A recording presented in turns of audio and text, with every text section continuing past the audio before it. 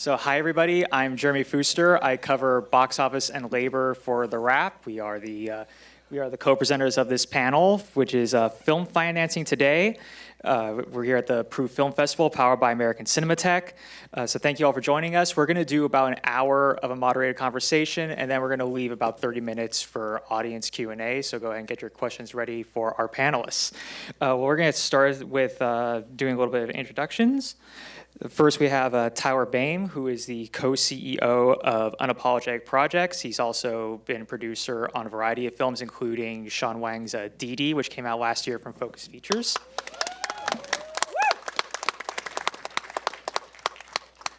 We also have Sam Pressman, CEO of Pressman Film, and some of his upcoming works include Dead Man's Wire from Gus Van Sant. We have Clay Epstein, president of Film Mode Entertainment. And Olivia Mascaroni, who is a finance and sales agent at Verve. So we're going to start with questions for each of our panelists, and we'll start with Olivia at the far end. Olivia, I feel like in my line of work, we're often the bearer of bad news. So I think we should start on something hopeful. In your work at Verve, with just this changing market, where everything in entertainment is in upheaval right now, but in the work of film financing and all these deals being made, where are the opportunities and the hopeful spots that you're seeing right now? I love this question. Hi, guys. Hi. Who here is really hopeful about their future in entertainment? All right. Yeah. Me too. There we go. Great. That's great. Great. The bad news, so bad news, good news. Bad news, good news, right? Bad news is that for those of you who are, remember the 90s or the early aughts, the way that you saw movies, the way you saw content, the way those were made, that's not happening anymore. We're not doing that anymore. That's bye-bye. The good news is, if you have ever wanted to be in control of your own destiny, an entrepreneur, do things differently, think outside the box, it's never been a better time for you to be here. So that's really exciting. Now, Sam, last year, you were working on a crowdfunding platform through Web3 called Republic. And now you've been, like I said, you've been working on Dead Man's Wire. You've also been working with a new movie with Takashi Miike. In your time working on that Republic project and on these films, what can you tell me about what you've learned about how the relationship between creators and audience is changing and how that factors into film financing? Well, first, thanks to TheWrap, Jeremy, American Cinematheque, and all of you for being here. This is an awesome event. The energy here is really terrific, and the shorts that I've seen thus far are fucking awesome. So to Hannah and Amani, incredible job. Shout out to Amani. Yeah, so we did a pretty outside-the-box fundraise on this platform, Republic. Kyle Sykes, university friend. Hey. And it was on chain, right? Oh, curse word, blockchain, schemers, carpet pullers. The theory being that we need more transparency and a clearer way that money comes in and comes back to the people who put the money in. The backdrop of blockchain has been something that has been consistently fraught with sort of schemes and kind of improper structures, but we spent a year working through the legal apparatus to make sure it was actually a security and compliant with the SEC structures. So, what happened was, for a slate of movies, people were able to put in as low as $200 and own, their share of a slate of films. And the first movie that we put money into was a development project remaking Bad Lieutenant who here has heard about the Bad Lieutenant Takashi Miike film? Anybody? Okay, sick. Thank you, Jordy. The Bad Lieutenant, Abel Ferrara, Harvey Keitel. Who knows that film? My guy with the Mets jersey doesn't know Bad Lieutenant? Well, you got a great film to watch. How about the Werner Herzog, Nicolas Cage Bad Lieutenant? All right. So they're very outside the box, you know, bizarre auteur films, and who here has seen a Takashi Miike film? Good, you guys have great discoveries. That's the best thing about cinema. There's just an endless world to continue diving into. Sorry for the ramble. I'll wrap with the point that the monies that went into the script of Bad Lieutenant Tokyo, which was written by Daisuke Tengan, who wrote Takashi Miike's Audition, a great film, as well as 13 Assassins that Miike directed. Fire. And the monies that went in were paid back with a 20% uplift to all the investors, and then as producers, our company, Pressman Film, gave a share of our producer's fee and a share of the rights fee that we got to the investors. And the theory behind that is that with time being the greatest commodity that we all have, fandom is worth something, and the more that we can incentivize and galvanize our films with the communities that love them, the more that the value chain can be shared, and hopefully independent film can see itself in the place that it lives, which is we create cultural communities around films that we love. So let's somehow find a way to value that so that the artists and creators and fans can capture some of the value when we spend years building a film. Now, Clay, we have American film market is coming up this week, but you've been to film markets all around the world. In your travels in the recent years, what are some big takeaways you've seen in how the whole process of getting a film financed has changed? Hi, everyone. Thank you for having me. Yeah, I've been going to the film markets. I think my first AFM was 1999. I was 5 years old. And I've been very lucky to travel the world and to go to events and festivals and meet with international distributors and filmmakers. And the changes, some things have stayed consistent and some things have changed. I think what stayed consistent is that the marketplace, distributors and audiences globally still want an entertaining, well-made commercial movie. You think that's subjective, but it's not. What's changed is how selective they've gotten, and what's really increased the challenges is that the distribution outlets for them, when you look at international marketplace, this means in, let's say, Europe and Asia and the Middle East, so much as that has been driven by the TV networks historically. For decades, the TV value and the TV opportunities drove everything. If a distributor could license a film to a network in their country, that would drive them to acquire the movie. It drove value, it drove opportunity, it drove the genre that distributors were looking for, and that has decreased greatly everywhere in the world for several reasons. One is because of the monopolization. The moment Amazon bought MGM, I lost Latin America. The moment Disney bought Fox, I lost Asia. That's part of it. Some of it is the channels have become driven to do local content, local material. It's less expensive, it's in local language. There's evergreen value to it if it's a reality television or a game show or a drama in Arabic that's shot in Qatar, et cetera. And part of it is a lot of these channels have just disappeared because of the streamers. So we fight this uphill battle constantly. Values have come down. So when I get an email or a call that a distributor is actually interested in one of my films, I get so excited because it doesn't happen that often anymore, but the numbers are less, and which causes us and forces us to try and figure out how to still make a film that looks first-rate, A-level production, look like it has production value for the value that the marketplace will support it at.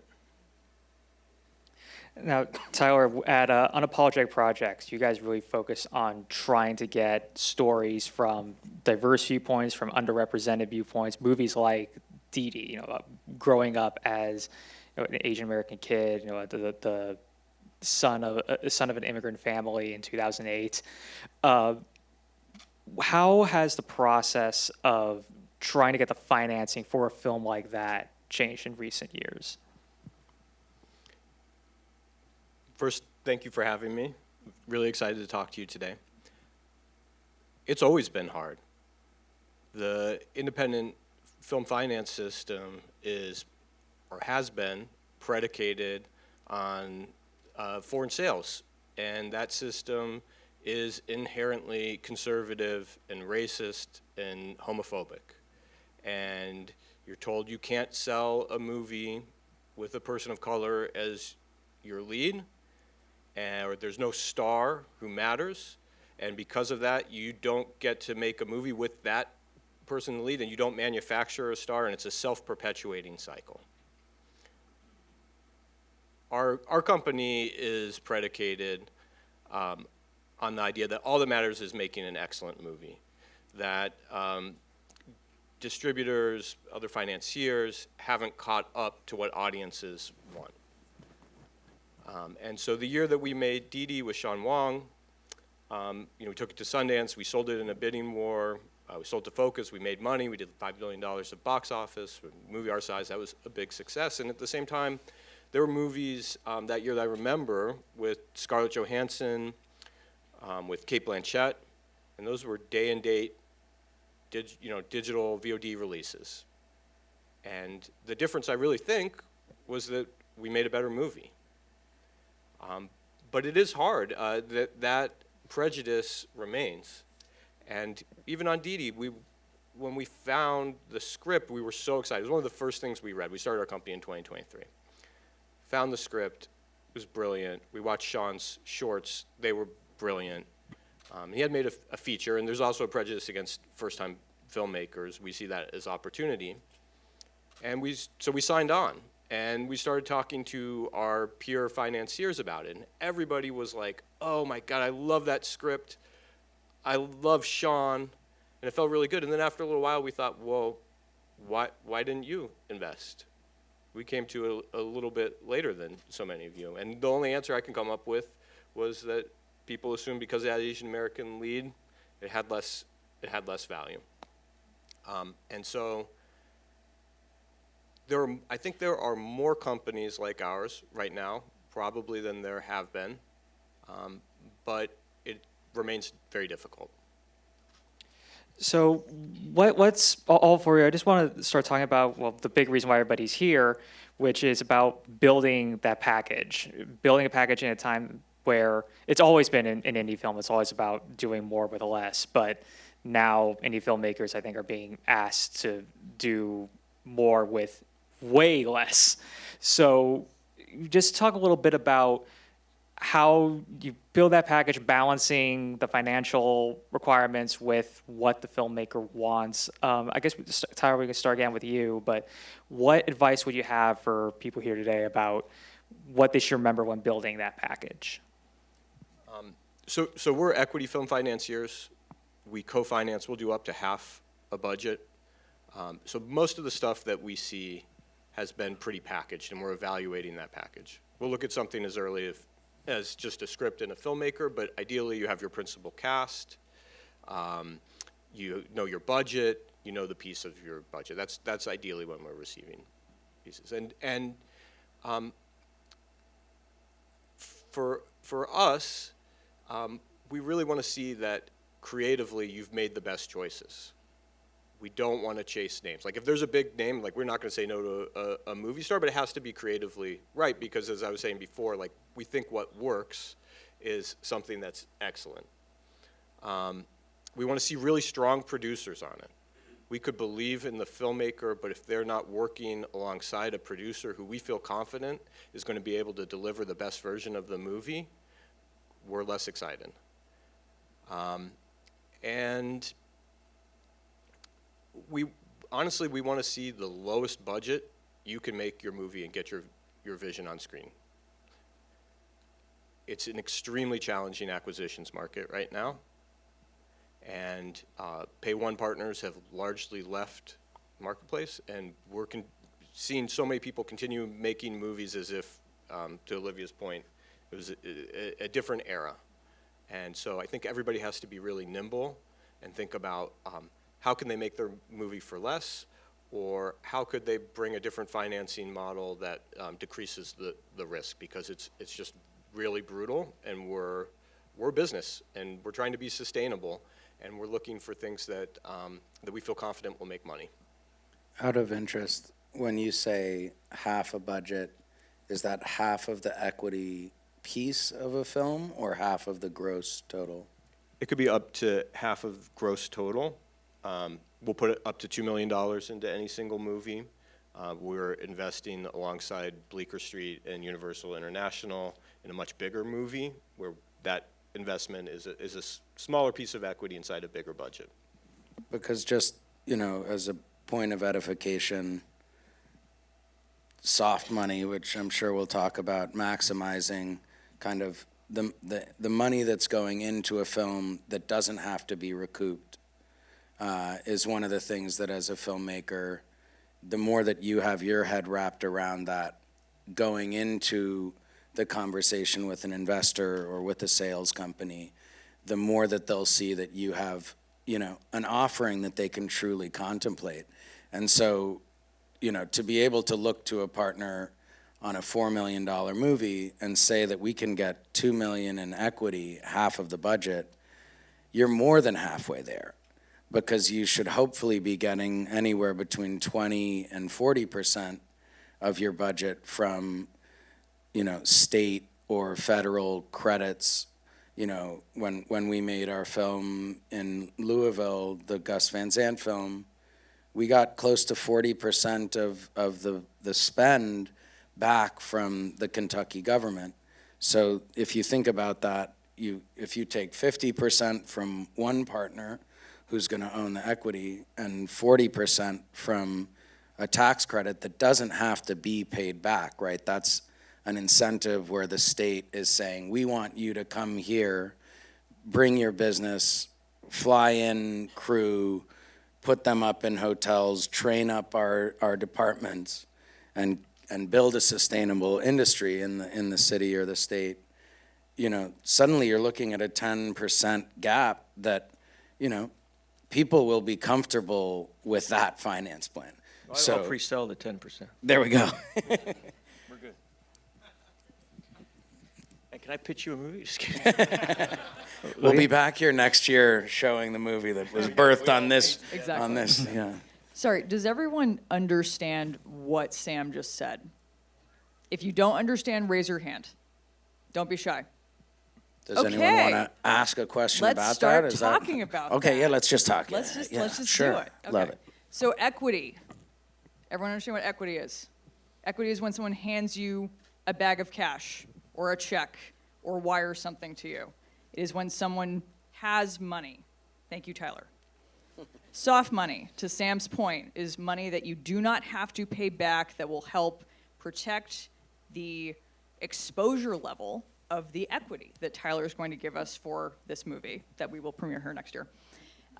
Kentucky famously has a 40% tax credit for movies that come there to shoot. It's very lucrative. Many other states in the United States have very lucrative tax credits. Some do not. The place we're in right now might not. Other countries have very lucrative tax credits also, shooting outside of the country. Very appealing. Then we're talking about foreign sales. Now, what is foreign sales? What is this? Well, it's foreign. Foreign concept. So what is to differentiate a studio versus independent? Studios have distribution throughout the world usually, meaning they have satellite offices all over the world that will share the marketing, the infrastructure, the strategy, and put a film out globally. To make things more complicated, they don't have satellite offices in every country, so sometimes they'll use an independent as their distributor. But to differentiate that from the independent scene is what Filmo does is meets with independent distributors all over the world to get our films released. So that means a distributor in France, a distributor in Germany, in Italy, in Scandinavia, in Eastern Europe and Asia, all over the world, we have to find a distributor that will release the film for us in their country. They will localize it in terms of language. They will localize the marketing. They will release it maybe in theaters, maybe they can get a TV deal, transactional, VOD, and they will report to us. So the German distributor buys it from you. What does that mean when they buy a territory? If they, then you hear the term pre-sales, or I said, I'm going to pre-sale Sam's film, I'll get the 10%. Once we package the film and you have the cast and the script and a great director and some sort of proof of concept, I can convince a distributor in Germany to put on paper that they will give me X amount of money as an advance for this film. They don't give me the cash, but they'll give me a contract worth that amount that I can take to a bank. It gets very, that's why you need Filmo to help you out. But they will then release that film in German-speaking Europe with caveats and dates that have to be, have parameters with the US, et cetera. But they have acquired the distribution rights. I've licensed them distribution rights for German-speaking Europe. And that's when people talk about how independent film is in a really challenging spot right now. Because that German distributor is busy either making German films because they get money to do it. The German television networks have stopped buying or paying less, or they're going to do repeat airings of library films with Stallone. Or the German distributor has decided to get out of the feature film business and get into television because it's more lucrative. Therefore, it's hard to sell your movie to Germany. And so you can't get that pre-sale, and So the gap remains.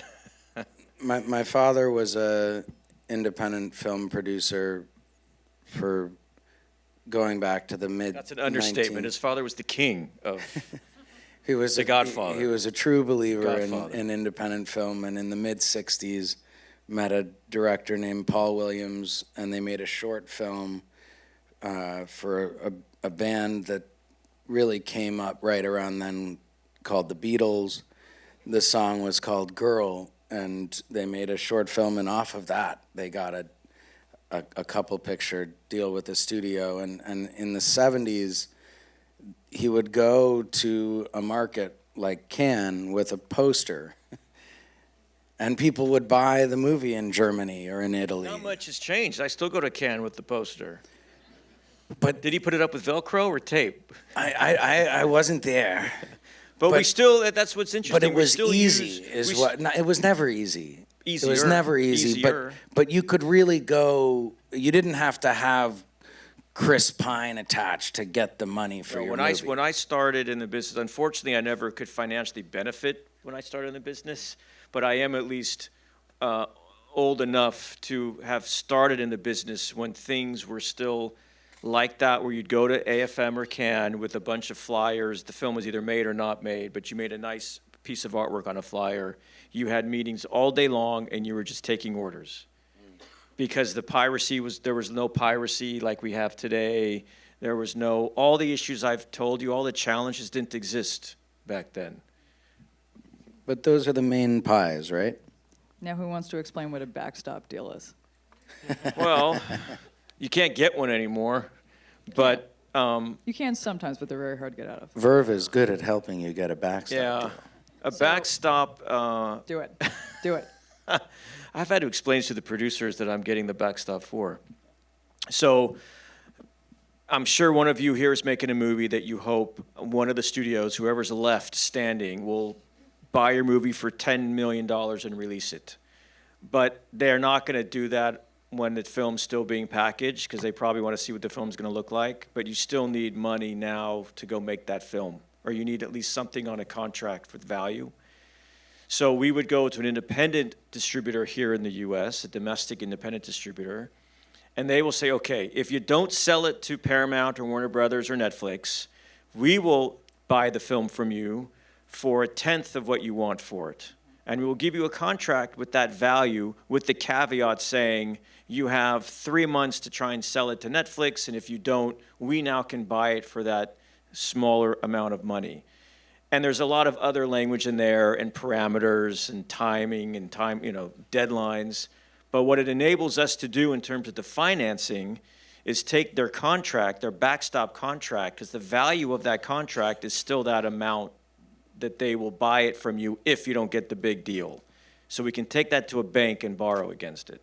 Is that sort of what you're doing with Bleecker Street, for example? No, in that case, they put up an MG for the movie. They want the movie. They're releasing it Yeah, they want the movie. They next don't year. wanna- Yeah, Yeah. So they become your partner. they're a partner, yeah. And we have Universal International, who also gave us an MG for international rights. And then we have the equity component of the You're doing budget. pretty well. It's a good.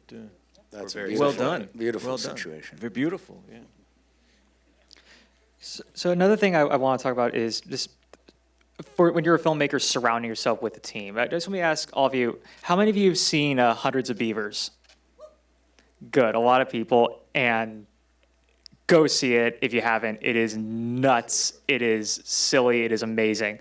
But I did interview the producers who worked on the film because they did a self-distribution run. They started in the Midwest of the United States after more than a year on the festival circuit. And then that expanded nationwide. They did shows here for almost a year last year in Los Angeles. And they would, even at the Lamley theaters, months after they first arrived here, would still do late night screenings at midnight. It became this big cult film. But one of the reasons why they were able to be so successful, what the producers told me, is that they had one producer whose day job was running a marketing firm. So he knew everything about the whole marketing process and how to get every single dollar out of it. They had another guy who was good with, they hired a booker so they could get all the theaters. Now, when it comes to financing, the point of all this was that they were saying that have a team that combined gives you a whole toolbox of everything you need to get the film produced, get it financed, get it distributed however you want, whether it's if you're okay with streaming, if you're okay with a platform release in a few cities, or if you really want to go for a wider theatrical release. How does having that team, especially from the onset with your connections, how does that help with financing? Are you able to go to financiers and investors saying, like, hey, we have this team? You were mentioning about, like, with soft money, like having idea of knowing what you can do with that soft money, how much money you're going to have, and what you're going to be able to do under a certain budget. How does that help with the financing process? Well, I think the marketing of an independent film and finding ways to get your movie to audiences is like its own magic sauce, because the challenge with the current distribution models is it feels like money doesn't make it back to the artists and the investors, right? There's so many costs associated with releasing a movie, and it kind of goes into a black box where you don't see what the P&A expenses are. You don't know what the overhead costs of the distributor is. The distribution fee, they'll take 30% off the top, you know. And so if you have the capability to book your film and market your film independently, there's transparency, right? You know exactly how much you've spent, and you see the results of what's coming in from the box office, and then you have the ability to extract or exploit the value of, you know, online, right? The reality is that if you can market it right and put it out online and create a reason for people to want to rent it on Amazon or YouTube or what have you, you can actually make some money. The thing is, it takes a lot of time and a tremendous amount of expertise, and that's why people go to a distributor, because they have that whole apparatus. They have that person who knows how to call all the theaters and the right theaters for your movie. So it's, I've not, we have a little film that's played so many awesome festivals in Europe, and it's very original, and we just can't find distribution in the US. And if we had $50,000 to hire a little team to book those theaters and market it, I know we'd make that money Talk to back. Blue Harbor. Have not talked to Blue Harbor. Talk to Blue. I'll give you their number. Well, They'll do it for actually, less. we got a quote of like 30,000 from Blue Harbor to do it. Oh, really? Yeah, but we don't have that, and it's like we've spent the money, we've spent the time, and the big challenge as a producer, and for a lot of you who I think are directors and the producing partners of those directors, like to have a commitment and an angle as to why your movie matters for audiences and how you're going to fight to get it out to those audiences. That's what I'd want to see as a producer or a financier, not necessarily having the team to do that work. I have so much to say about this. I think this is largely a product of us as financiers, producers, filmmakers, having to do a job that we shouldn't have to do, but the reality is we do. We shouldn't have to figure out how to market our movie. We shouldn't have to figure out how to do that work. That's what distributors are there for. But they're not able or they're not doing it. And so I would really encourage you to think about both how you're going to market your movie and also maybe building a P&A spend into the budget of your movie, which is difficult. It's hard to raise money for a movie, and to add money on top of that is hard. But it could be your movie's only pathway to success. Because what's happening right now is that movies, you know, the traditional way was like you make your movie, you take it to a film festival, and you sell it for more than you made it for.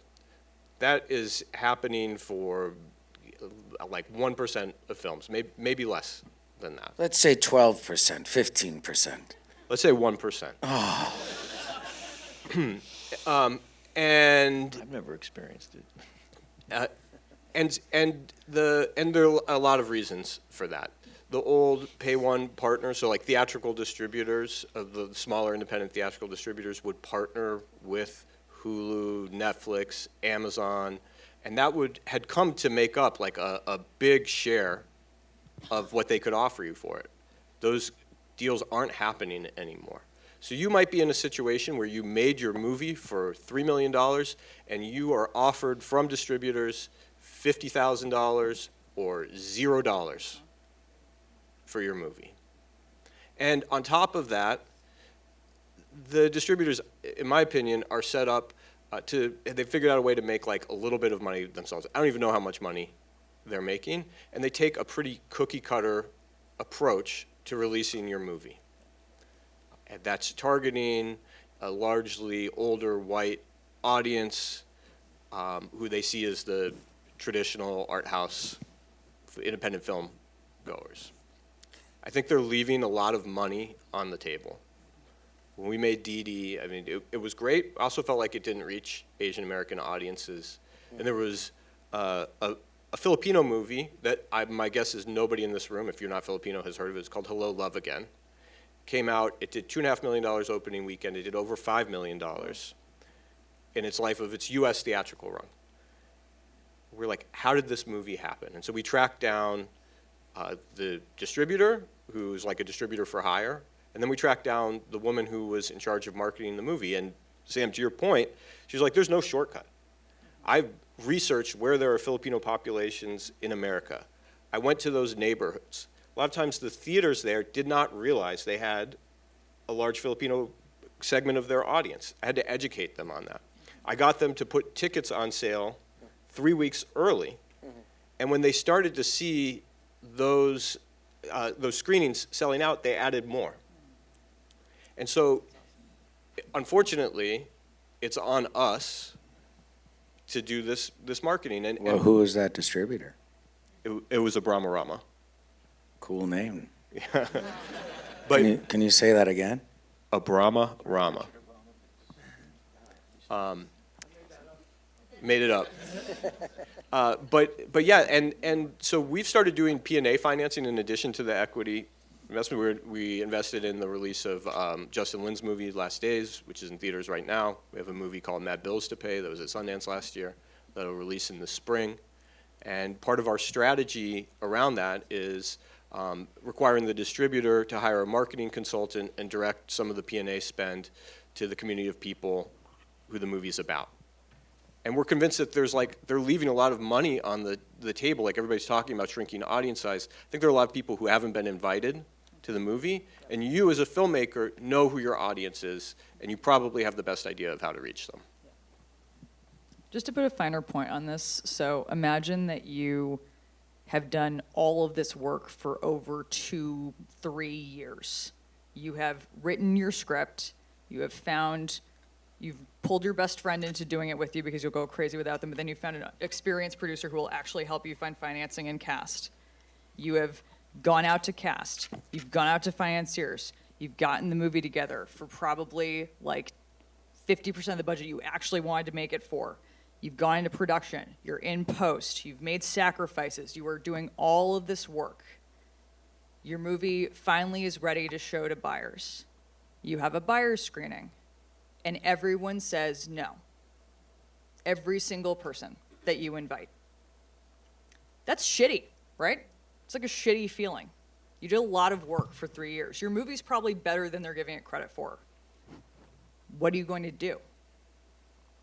None of you should be in that position, but in order to not be in that position, you have to prepare for it in advance. You have to be ready to go, okay, I am knowing going into this process that my plan B is to self-distribute my movie. I will build those numbers into the budget. I will talk to people about who can market it. I will talk to people who can help me do this distribution job, or I will learn it myself. It's unfortunate that all of that is now your responsibility as a filmmaker, as a producer, as someone who wants to be creative. That's just where we are right now. Again, a really good time to be entrepreneurial, a really bad time to rely on systems that have been in place for decades. Yeah. There's just always been kind of secondary value propositions to a film. The question was, why is that? And, you know, first, theatrical was just such a draw, right? Cinema was the pinnacle. There was a primacy to film, and you'd have theaters that played the new movies, and you'd have theaters that played the second run movies, and you had to look in your newspaper to see when the movie you wanted to see was coming, right? Like, you really had to fucking go to the cinema to see the thing that you wanted to see. And we've reached this point with streaming where it just comes right to you immediately with one click of a button, which is incredible, right? Like, on one hand, we should be in awe of the way that global cinema is available to everyone, and you know, with great curation, we can discover and watch just about anything. And if you're a pirate, you can really find anything. And unfortunately, what is available is really controlled by just a few different pockets of power. So that's a whole different thing. But you had VHS and home video come in. You had TV. You had global ways of extracting value. Like, people around the world are not hungry for Hollywood content, because if we look around at what our culture is doing, there are things that maybe the rest of the world is like, why? Why should we look to America to be the people teaching us or showing us what life should be?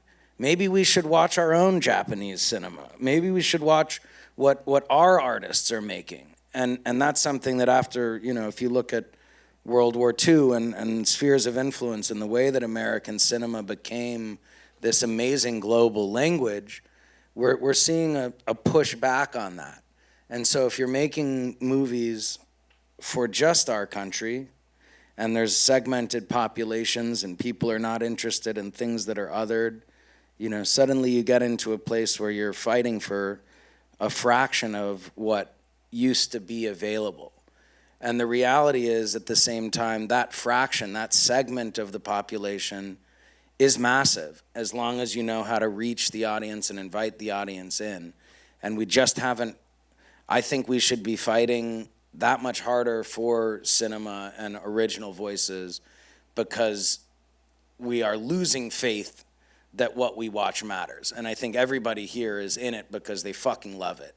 And we should fight for it. Look, That's you know what I'd Can say. you want to add? I mean, it was a good question what you said, right? Because it opens up this whole conversation. There's a laundry list of reasons in addition to Sam's. Or we should just make entertaining stuff. But- Sorry to well- be so serious. But you should think about a few different things while you decide what to write, right? Because you need to use all of this to help drive your creativity and help drive what you make, right?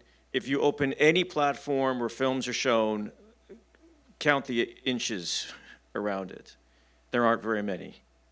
And there's only a very small, what we call a digital storefront, to have films there available for a consumer to rent or to watch. Whoever owns that platform is surely going to take up 99% of those. So the amount of space left for an independent is very, very slim. That's why you need a distributor. Even if you self-distribute, you need a distributor partner to help you hopefully get you that one slot under a category that says new horror or new this week. You can't get that as just someone, there's no one to call. Like, you need a distributor to get that. But to take a step back, the reason it's gotten so much more selective over the last 30, 40 years is you had change of technology. You went from film to digital, and then you went for cost-effective access. Everything was accessible. And that did two things. That gave everyone a camera to go make a movie, good or bad. That brought a huge saturation of films to the marketplace. No longer was there a technological gatekeeper. And the other thing it did is it gave cameras to everyone else in the world. So now you had filmmakers all over the world, and the governments got smart and realized if they subsidize and incentivized creativity in their country, they may have a chance of filmmaking, of getting, exporting their culture. And so that's why we're also, I say competing lightly, I say competing in a very endearing way. We are competing with international markets and international filmmakers that did not exist 10, 15, 20 years ago. That's like the real hard, boring reason. But you need to remember that, you need to understand it and embrace it. So when you do decide to go make something, you're not making it in a vortex. You're not putting blinders on. You're actually realizing that, which means it has to be really good, and it has to be really entertaining, and it has to be really well executed, and it has to be audience friendly, no matter what genre it is. It might be a drama, but it still has to be audience friendly. I just want to piggyback on something you said, because this can sound really dire. When you asked who here has hope, I raised my hand because I think that this is a tremendous time of opportunity, and it's sort of because it's hard to imagine how it can get worse. and the disincentive for trying something new is gone. If you are being offered $0 or $50,000 or some fraction of the budget that you made, like, why not try something new? The old model is not working. And I think people have held onto it because it feels validating. There's an old school thing of like, oh, you know, Magnolia is releasing my movie, and not just slander Magnolia, they could pay a good MG, but like the prestige of having a distributor and to be offered any amount of money for your movie, like that can feel validating. But the reality is it's not a sustainable business. And I think that there's opportunity in trying new things, and maybe we haven't found exactly what that model is, but the part that gives me hope is trying new options, and I feel confident that we're going to find something that works, and we just have to try enough new different things. One more question before we turn it over to the audience.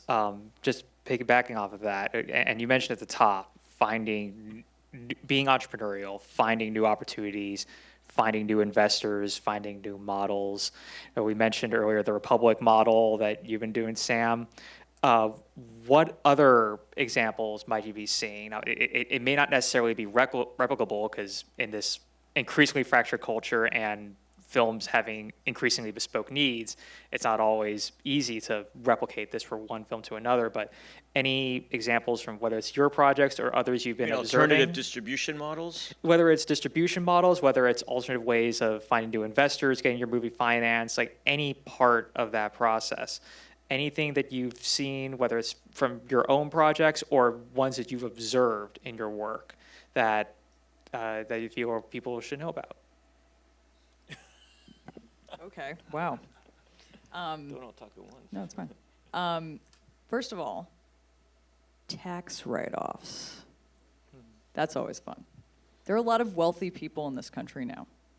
And by that I mean the wealth is very concentrated, more than it ever has been historically. I'm sure Instagram told me that, and I'm just repeating it. But the amount of wealth at the top 10%, 1% is huge. Those people need tax write-offs. You can provide them an opportunity to write off their taxes. There is a law in the United States that an individual can write off up to a $15 million, 1-5, investment into a film or a TV show, and it is a tax write-off. Is that 181? Yeah, Oh, yeah. It's threatened, though. Oh, yeah. It's back. Back. It's in Congress. It's back. in the process of being renewed. 2030, baby. For those who don't know, it was a Bush era tax credit. It's a one piece of anything, Yes. one thing that amounts to a federal tax incentive Yes. in the United States For these now. days. Yes. For now.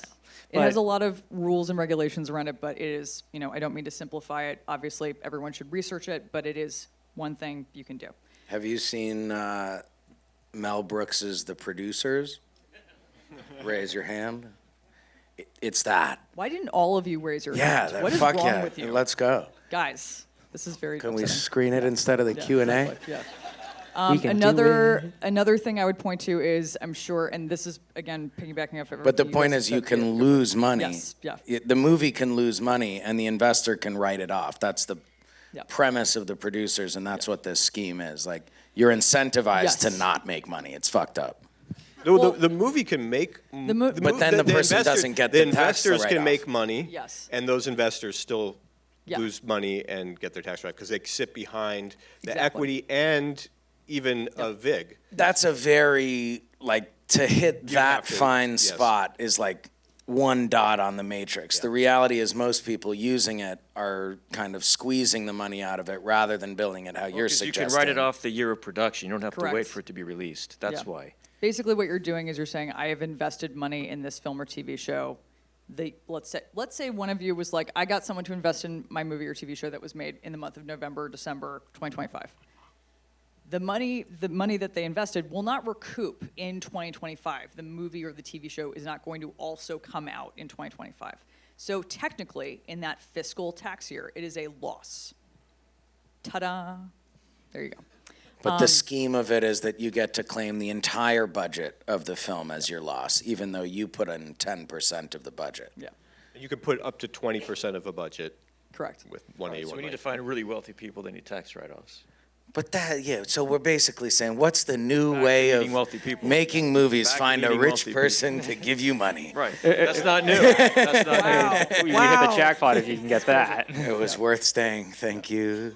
No, what have you seen any exciting? Back to you, Jay. That's why I was hoping to push on you. There's a movie, I love this movie, it's called Rap World. I don't know if anybody's seen it. It's Connor, Oh, so good. Connor O'Malley. But did that make? That was like a Harrison. 30-minute.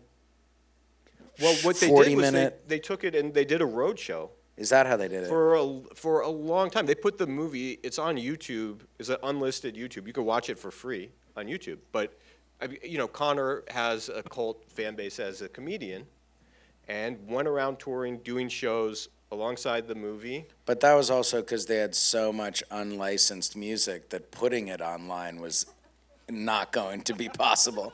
Or selling that it, could right? be but it also made money. All I'm saying is you could take, like we just made a movie with John Early. Actually, Connor's in that movie as well. The one that was at TIFF. The one that was at TIFF, I Maddie's want it. Secret. I hear it's great. And we sold it to Magnolia, but Hey, Magnolia. Magnolia, yeah. But if you had a star or a draw like that, if it's a musician or a comedian or somebody who people just wanted to come see, you could take your movie out and have personal appearances. Like, that's difficult. That person has to be willing to do that. But I do think that's another model of, and it goes to what the studios are doing of like trying to turn movie releases into events. We're trying. We made this 40-minute music film for these music producers, Hit Boy and The Alchemist. And we actually showed it at this theater 2 nights ago, and we've shown it. We've been trying to get sponsors to pay for these tickets. Amazon Music put on the screening, which was awesome. It's called Goldfish.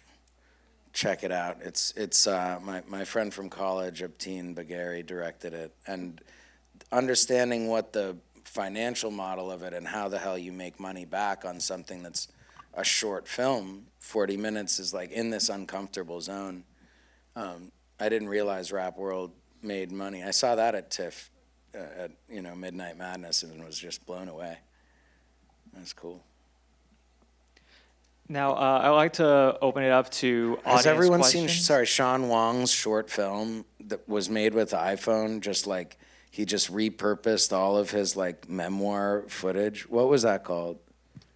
Oh, I actually. Was that just called like Memories or something? Yeah, it was just voicemails from his mom, and stuff that he shot walking around while he was living in New York for a year. Yeah, I mean, he made several brilliant shorts, and maybe of interest to you as like proof of concept shorts. None of them were exactly that, but he took whatever resources he had, and he was working at Google. I don't know if anybody's seen Hags, his short that he made like that. He took his yearbook and phone conversations he had with kids he went to high school, and he made a film for it. And he took his resources from Google. I mean, and he was designing commercials for them that took place entirely on screen. And so he learned to tell a story that happened on a computer screen. And those were the things that made us confident enough in him that we would invest. So now I'd like to open things up to the audience. We don't have theater mics at the moment right now, or spread out amongst all the panels, but you can speak clearly, and I'll repeat it to the panel here. So I guess we'll start here in the front. Has it monetized yet? We just launched it last week, so it's Best of luck to you. What was the inverted inverted.film. Yeah, inverted dot film? Just for the sake of the people watching on video, our guest is talking about verticals, about making content specifically for phones, for digital platforms, and a model called inverted.film, where you said it was 5 episodes free and then a paywall to see how the rest of the story shapes out. And you guys like to talk a little bit about verticals and how that all fits into the whole financing thing? Like how is that? Not touching it yet. It's big in Asia. It's big in China, I believe. It is. Yeah. It is. There's a lot of production happening here in the Valley. Oh, you mean like Northridge, Reseda? Yeah. That's where I went to school. Yep. I don't know that we've been seen poking Boogie around, Nights? but I I heard. don't know. Raise your hand if you've seen Boogie Nights. To your point, the content is very specific. So far, it's all like secretaries getting pregnant with their boss, who happens to be a millionaire, and it changes their life. Are we gonna get a Boogie Nights Reseda, sequel yeah, around Boogie Nights. verticals? Next question. Yeah. Let's see. Again, Sorry, down sorry, here. I just and- wanna- oh, sorry. sorry. Yes. I think everything that you're doing, everything that you just said, makes a lot of sense.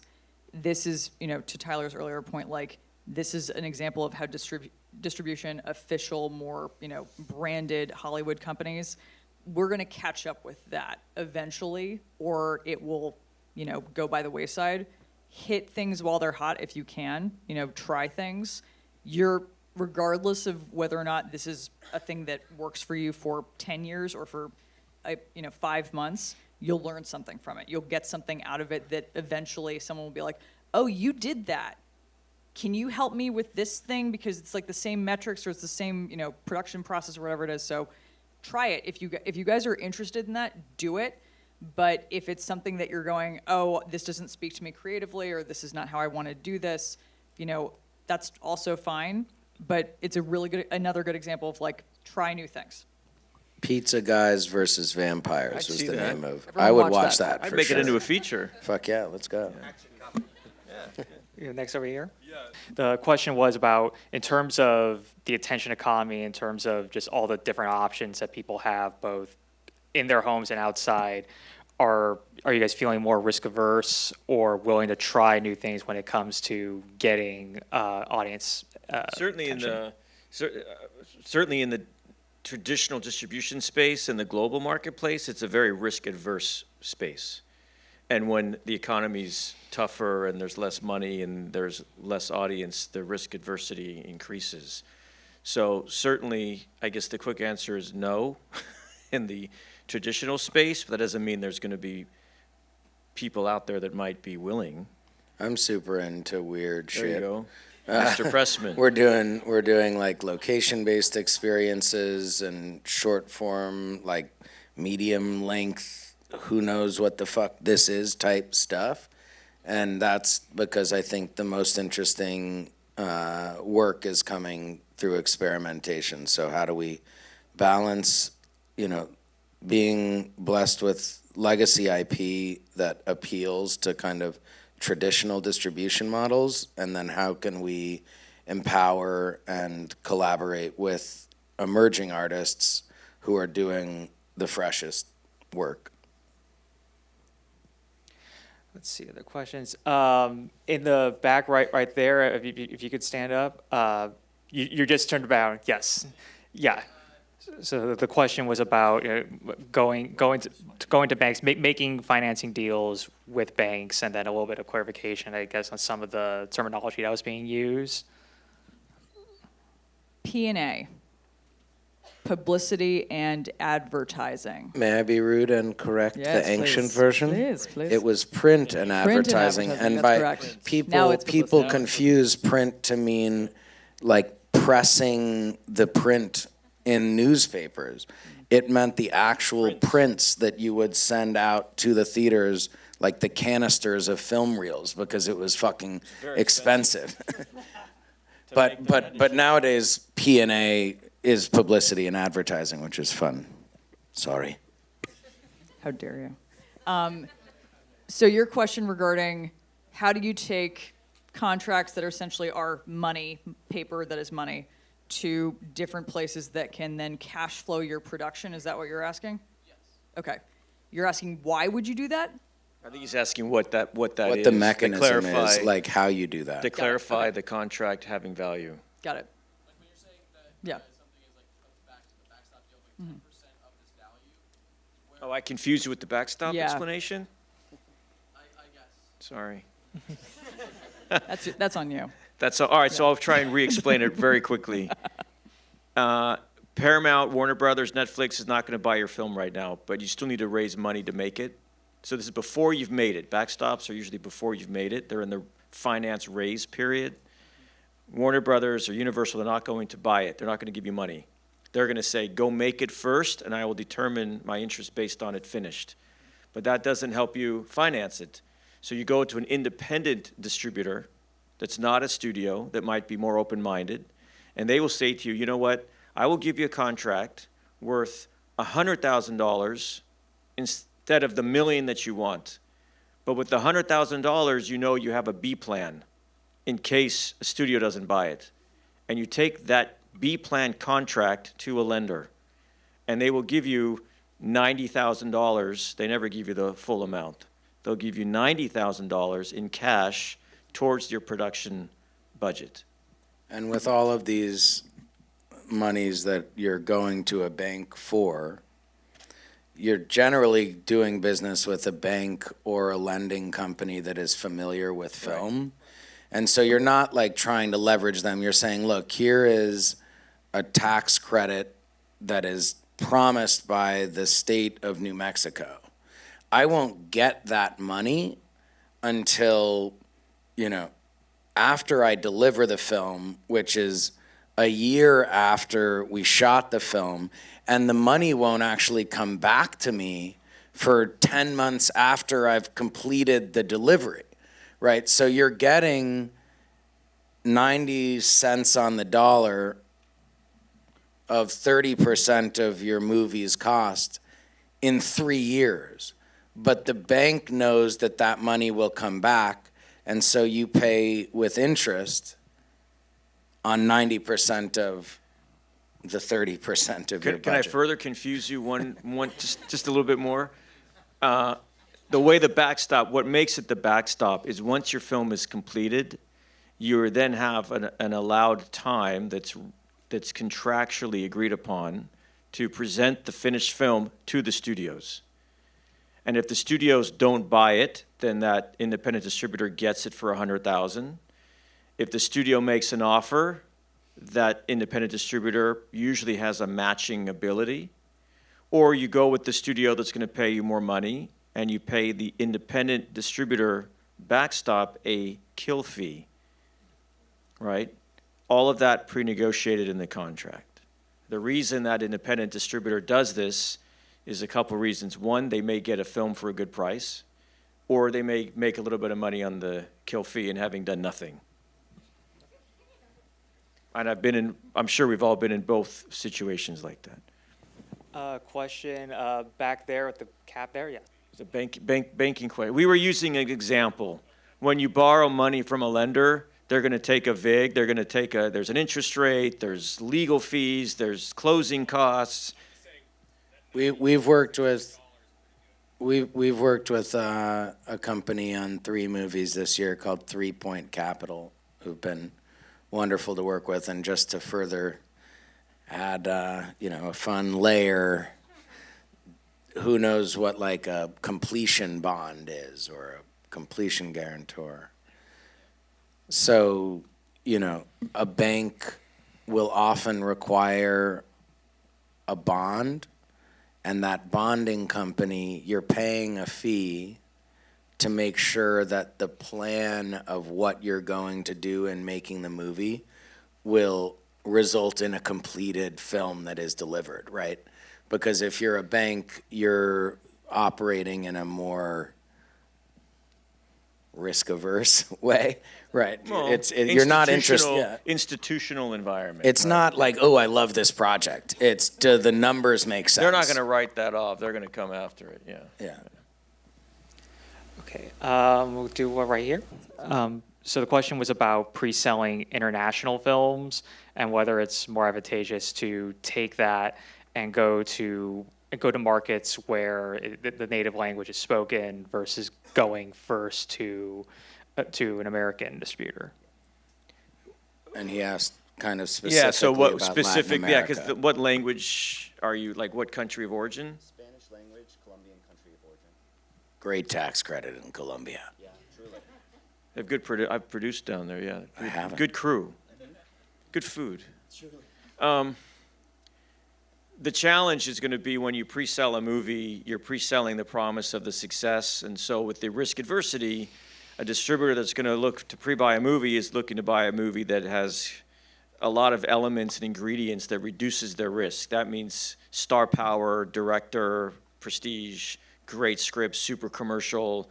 The path to production is very likely. The chance it gets completed and executed well is very likely. And you're going to be your first challenge, unless if it's Colombian stars in Spanish shot in Colombia, you probably have a chance of pre-selling it to Colombia only, which is going to be a very small number. I know what that number is. But in an ideal world, you'd build it with a Latin American partner that makes it financially viable purely in the Latin American market, right? You'd find a distributor in Spain. There's more stars in Mexico than in Colombia, probably. But then you'd probably want to go to Netflix there. But I'll just say that I'm fascinated in building films like the film we made in Japan. We worked with NTV, a large Japanese free TV, kind of like PBS, but more solvent and not as in danger of being canceled. And then partnered with Neon in the US and to sell the world. But it fundamentally makes sense in the Japanese market. And then the world is the upside. Like if you can build a film in a local language with partners that make it make sense there, and the upside is the world, and you've retained the world in that partnership, then you're kind of playing with house money and have the freedom to make the movie you want. Sam has a very strong point, because the films that are in foreign language are usually able to be financed in their home country through subsidies, their government, investors there, and they're able to make the film there, and they're incentivized to shoot there because that's the plan, to have it financed. Because it would be very difficult to pre-sell a Colombian film shot in Spanish in Colombia without global stars. Over here. So the question is, if you got a film that's really hitting it big on the festival circuit, but the filmmakers are at a loss of how to take that and turn that into something like meaningful in dollars and cents, like what is some advice you have for I've been talking taking those too next much. steps? I have the answer, but I don't want to hear myself. Sorry, are these features? What are they? They're shorts. I mean, they're varied. They're shorts. Most of them are shorts, documentaries. Most of them are short documentaries. Short documentaries. Oh, are you just? Oh, Yeah. I actually had an answer for him with some promise, but he said short documentaries. A few years ago, there was a pretty big market for short docs, like New York Times, like all the streamers were rushing to Probably a pick those up, but platform it's somewhere for there must be a platform somewhere for short documentaries. There were like Nowness and all of these places where YouTube, yeah. yeah. The documentary market is, I mean, you can take everything that we're saying about the scripted market. The documentary market, imagine like 10% of what we're talking about, that's the documentary market. So, and that's for features. Shorts are usually used exactly to everyone's point of view on YouTube. They can be New York Times features. They can be things that lead to other things, unless they are, they're longer, and then they can be broken up into episodic, and they can be sold that way. Honestly, the thing that sucks right now about the documentary market is that many good documentaries are made that are wholesome, inspiring, hopeful, all of these things that you want in a movie. And because it doesn't have like a big pop star, or it's not a scam or a crime or a murder, No one cares. no one's going to buy it from you. There are obvious exceptions to every rule, like, our clients made Daughters that premiered at Sundance 2 years ago, premiered on Netflix last year. It was an incredible movie. One of our clients made The Perfect Neighbor, which if you haven't seen it, I hesitate to recommend it to you because if you have children, it will be really difficult for you to watch. If you feel like crying and being really moved, but also maybe don't like go to sleep immediately afterwards, like it's very good. But stuff like that, like those are the exceptions to the rule. So I would say everything that they're already doing is great, but again, a self-distribution model, if they can find a path towards that, continuing to like pick up word of mouth is always helpful. I mean, all of you know this, you would much rather take a recommendation from your friend than you would any aggregator online. Like anytime anyone's going to say to you, hey, you should watch this thing, you're going to listen to it way more than 5 Rotten Tomatoes recommendations. So I think the advice I was going to give your friends is again, this is my advice. You don't have to accept it. When you finish a film, I think the first 1 or 2 festivals, if they have a level of prestige or global audience, you accept. And then you try and get a sales agent. Because there needs to be a strategy. If you've taken every festival invitation around the world that's invited you, and then 18 months later you try and get a sales agent or you try and do something with the film, the reality is the film's been released already. It's been released, it's out. No one's going to jump on it because it's been out there. And if no one jumped on it during that run, there probably isn't real distribution opportunity for unless you have a unique way of doing it. Like we were talking about, of saying, alternative means of distribution. If you've traveled to all those festivals and you have built a social media following, and then you should have had that plan. Contacts. Then you should have had that plan as a strategy before you go on that tour.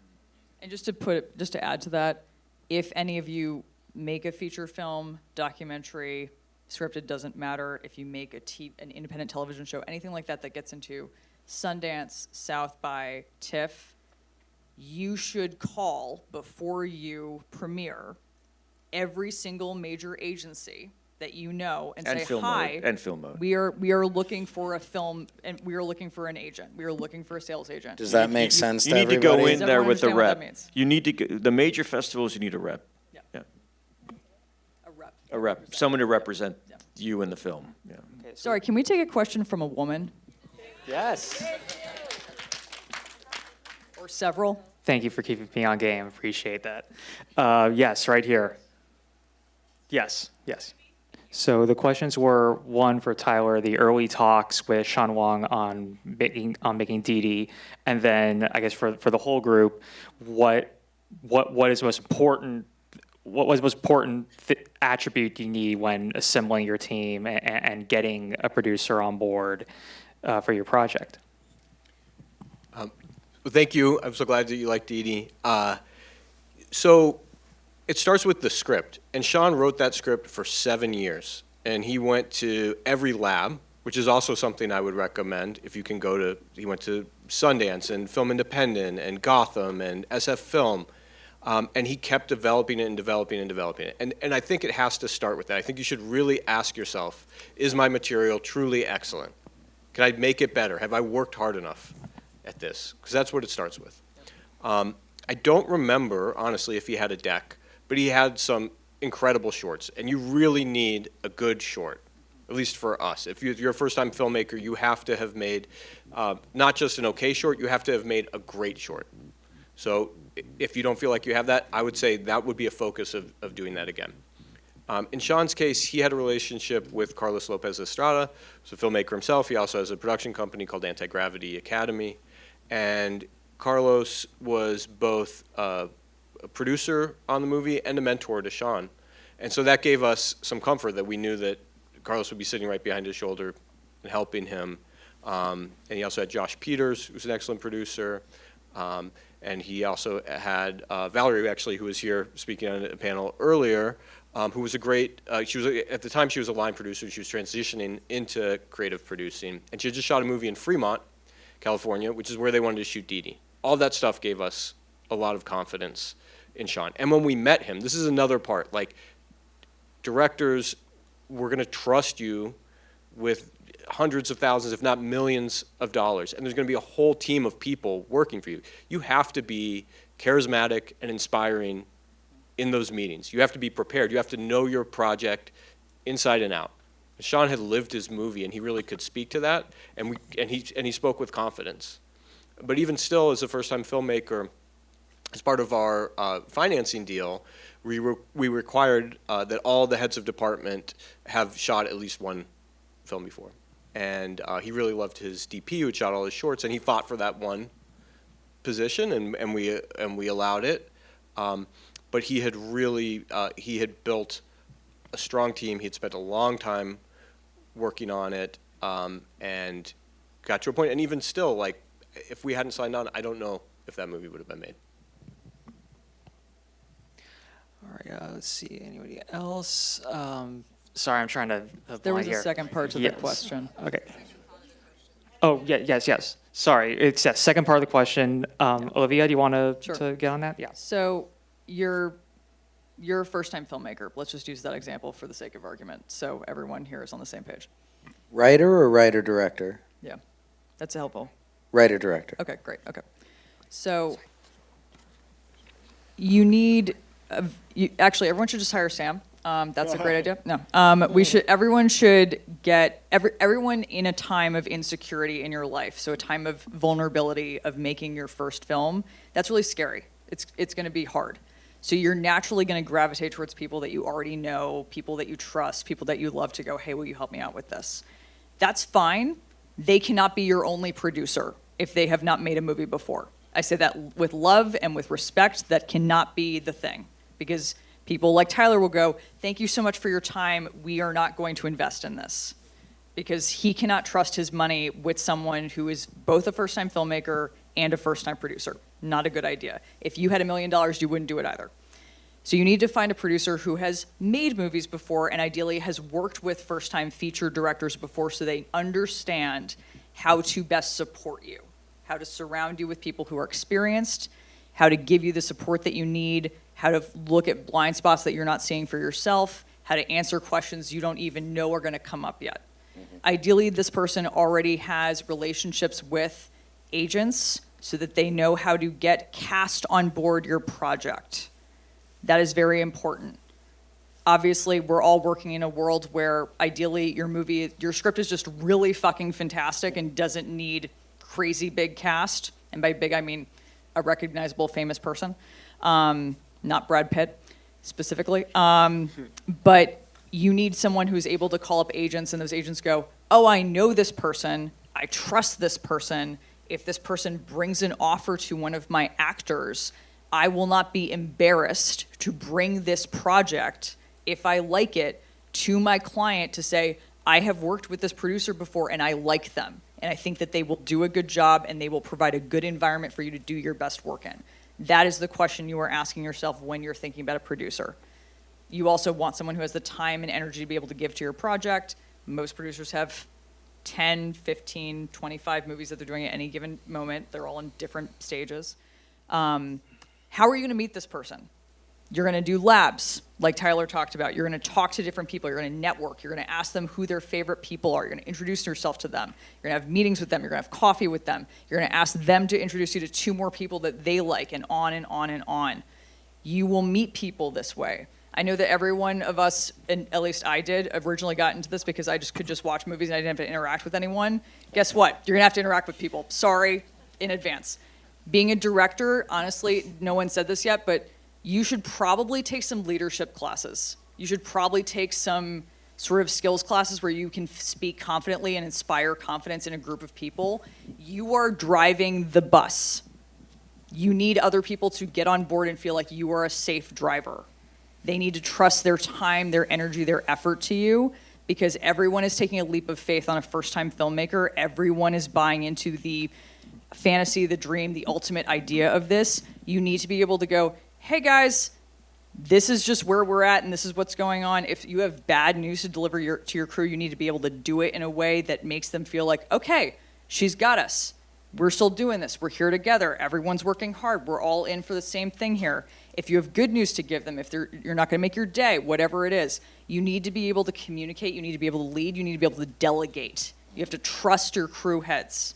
You cannot not do that. You can't just do the thing where, and don't get me wrong, a lot of us got this far in this industry because you do everything yourself. I'm looking at all of you. Trust other people. You need to be able to do that. You need to be able to say, okay, you can do this, you can do this, you can do this. You're not going to micromanage them. You're going to trust the people that you hire to do their best work. That is how you make a good movie. So we have 5 minutes left. So we have 5 minutes left. We have time for 2 more questions. There was someone over here. Yes, we're going to do up there, and then we have one person. Was someone over here raise their hand? Yes. So what we're going to do, 2. So starting back there. I think, was it me that said that? You said that. I walked right into that one, didn't I? Yeah, so the question was just expanding more on what you would consider like audience-friendly films, expanding on that. Yeah. It is very subjective. Do you want to phone a friend? It is Like and it if you need isn't. help. That's the thing. It is and it isn't. Generally speaking, and there's lots of exceptions because the brutalists and all that's bullshit. But, you know, running time, I mean, respect for running time, right? Entertaining, themes and stories that are going to appeal to a broader audience, right?